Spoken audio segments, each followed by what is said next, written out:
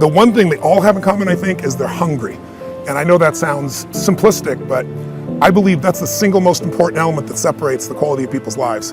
It's not just the ability to have hunger, but to sustain it. Hunger means that you want more. You want more of yourself. You want to make a bigger difference. You want to be a better parent. You want to do something more than there is today, and that you don't get satisfied. Most people start out with hunger at an early stage of life and they lose it. But the people that come to me are hungry either because something's happened, they've had a birthday with a 0 on it, they've gone through a divorce, they're starting a business and they know I've got to have a different level, or they're the best in the world and they're always looking for that edge that makes the difference. I think everybody is born with hunger. Like, there's a desire to grow, to expand, to learn, and then disappointment sets in early in life for most people.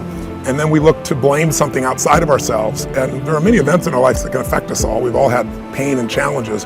But I think if you can find within yourself the part of you that wants to constantly give something more than yourself, if you can find a mission larger than yourself, then you're more pulled to do something than trying to push yourself. And pull has much more power than push. I always say motive does matter. That if your motive is to serve something greater, there's an energy that comes up inside of you. So I feed 2 million people a year because somebody fed my family when I was 11 years old, and now this year we're feeding 4 million. I want to do more in that area. And every business I'm in, that drive just doesn't go away. The capacity to strengthen and increase your hunger is the one common denominator amongst the most successful people. They've never lost their hunger. Most people are hungry to achieve a certain amount, make a certain amount of money, and then they get comfortable and relax, or to get a certain level of fitness and then they relax.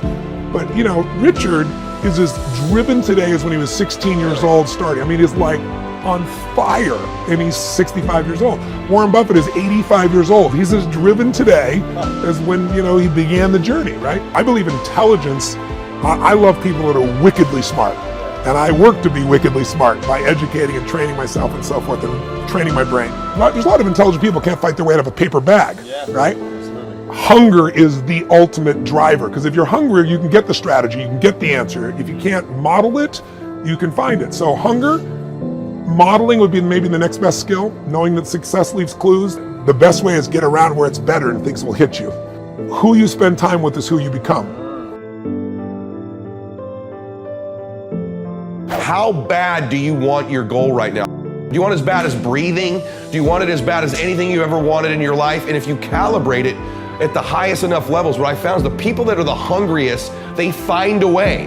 When you know why you want something, when it's desperation, the power of being desperate is something that most people avoid. They think desperation is a weakness. And I'm here to tell you, desperation is one of the most powerful emotions you could possibly possess, because when you're desperate, you find reserves and reservoirs of ideas, talents, and a strength that you don't know you have when you find yourself in a desperate situation.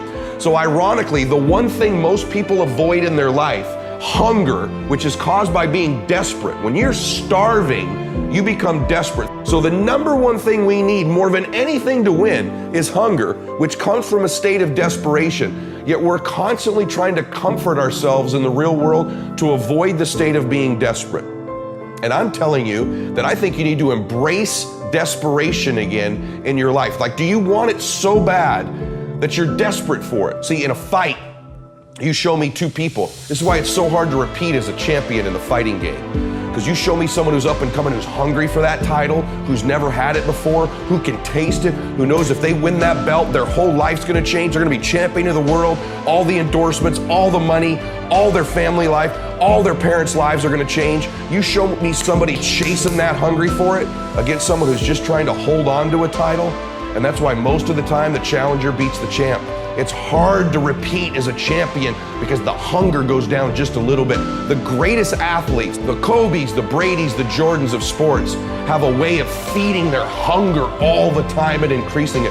What separates them isn't just their work ethic, isn't just their talent, although those things matter, isn't just they practice more. What separates them is they're just hungrier. They somehow find a way as they climb up the ranks and win championships to get even hungrier for more, where 99% of the athletes lose just a little bit of their edge once they get that first championship, that first pro contract, that first big amount of money, that first world championship. They just lose their hunger a little bit.